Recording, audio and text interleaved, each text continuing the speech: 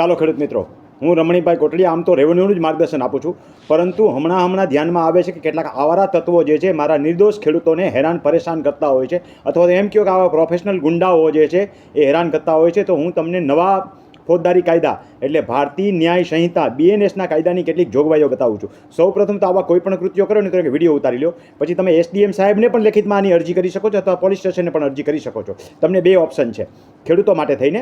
હવે જો કોઈ વ્યક્તિ જાહેર ત્રાસદાયક તમારી ઉપર વર્તન કરતું હોય તો BNSની કલમ 270 છે.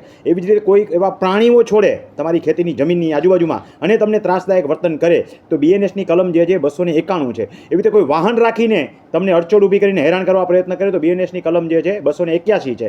અને કોઈ વ્યક્તિ જાહેરમાં આવા ત્રાસદાયક કૃત્યો પ્રતિબંધ હોવા છતાં કરે તો BNSની કલમ 293 નીચે પણ જોગવાઈ છે. તો ખેડૂતો કોઈ ગુંડા અને આવારા તત્વોથી ડરશો નહીં. હું રમણીભાઈ કોટડિયા તમને અવનવી માહિતી આપતો રહીશ. યુટ્યુબની અંદર જઈને માત્ર રમણીભાઈ કોટડિયા લખો.